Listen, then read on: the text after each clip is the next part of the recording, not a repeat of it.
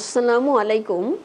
আমি অধ্যাপক মাসুদা বেগম আনোয়ার খান মেডিকেল কলেজের একজন স্ত্রীরোগ বিশেষজ্ঞ অধ্যাপক হিসেবে কর্মরত আছি।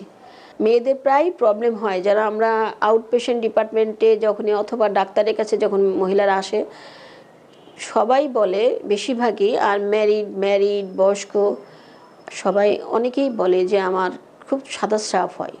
ম্যাডাম, এটা কি করে বন্ধ করবো? এটা তো আমি টলারেট করতে পারছি না। তাহলে এইটা আমার কি করলে কি করা যাবে? তাহলে সাদা স্রাবকে আমরা ভয়ঙ্কর কিছু না।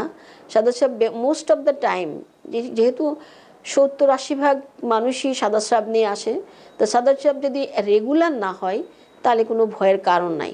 কিন্তু এই সাদা স্রাবের আবার সামটাইমস দরকারও আছে, মাসিকের মাঝে দরকার, যা আমাদের যেটা ফিজিওলজিক্যাল কারণে।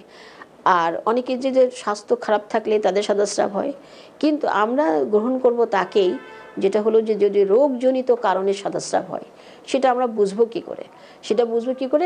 একটা ভ্যারাইটিস আছে, সেটা হলো এই সাদা স্রাবের সাথে যদি প্রচণ্ড ইচিং হয়, মানে চুলকায়, প্রচণ্ড সাদা স্রাব সাথে চুলকানি, এটা কিন্তু মহিলারা বলে বছরে 2-3 বার এই অ্যাটাকটে পড়ে। তো এইটা সাদা স্রাবের সাথে যে ইচিং হয়, চুলকানি হয়, তো সেটার ভিতরে আমাদের দুই তিন রকম আছে। সেটা আমরা এক ধরনের প্রোটোজোয়া বলি, আমরা ট্রাইকোমোনিয়াসিস বলি, আর একটা বলি ক্যান্ডিডিয়াসিস। আর এই ধরনের হলেই ফদি ডিসচার্জ দেখা যাবে, দইয়ের মতো অংশ আসতেছে, রুগীরা অনেক কিছুই বলে, আর সাথে চুলকানি থাকে, তখন আমরা কিন্তু এটা ট্রিটমেন্ট করতেই হয়। এটা যদি যেটা ফাঙ্গাল, সেটাকে অ্যান্টিফাঙ্গাল ড্রাগ দেওয়া হয়, আর যেটা ট্রাইকোমিনাল, এটাকে আমরা মেটানোজল টাইপের ওষুধ দিয়ে ঠিক করি।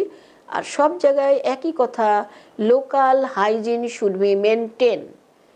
আজকাল আমরা কিন্তু অনেকেই মেয়েদের, বিশেষ করে ইয়াং মেয়েরা, ইউনিভার্সিটি মেয়ে, কলেজ মেয়েরা, আমাদের ড্রেস কিন্তু একটু পাল্টাইছে সমাজের পরিবর্তনের সাথে সাথে, কাজের জন্য, আবার শখ করেও পড়ে। কিন্তু আমাদের একটা মনে রাখতে হবে, আমাদের দেশটা হলো গ্রীষ্ম প্রধান দেশ। গ্রীষ্ম প্রধানে কোনো ড্রেস টাইট ফিটিং বেশিক্ষণ চলবে না। যদি একটা জায়গাকে বন্ধ করে রাখি, সেখানে যদি ব্যাকটেরিয়া একটা বা দুটো থাকে, এটা অনেক মাল্টিপ্লিকেশন হয়, হয়ে ওই জায়গাটা ইনফেকশনটা বাড়ে। তো সেই জন্য আমাদের ড্রেস কাজ শেষ করার পরপরই আমরা ঢিলা ঢালা ড্রেস পরতে হবে, 1 নম্বর। 2 নম্বর হলো যে আমাদের ওয়াশ হইতে হবে, বেশি বেশি পরিষ্কার থাকতে হবে, clean and dry the vulval reason, মানে লোকাল যে জেনিটাল অর্গ্যান, ওই এরিয়াটা শুকনো রাখতে হবে আর ক্লিন ড্রাই রাখতে হবে।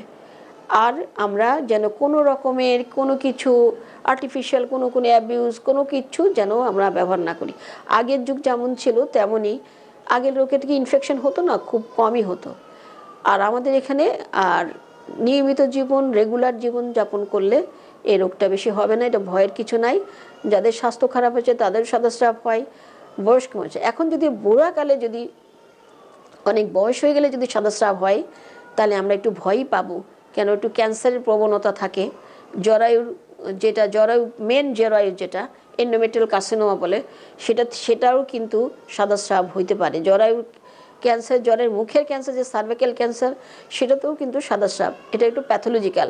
অনেক বয়স্কে হলে তখন আমরা কিন্তু ডাক্তারের কাছ থেকে ট্রিটমেন্ট আমরা অবশ্যই নিয়ে ইভ্যালুয়েট করতে হবে, যেটার কোন ধরনের, কি ইনফেকশন নাকি এটা ক্যান্সার জাতীয়। তাহলে এটা আমরা এইটুকুই বললাম। ধন্যবাদ।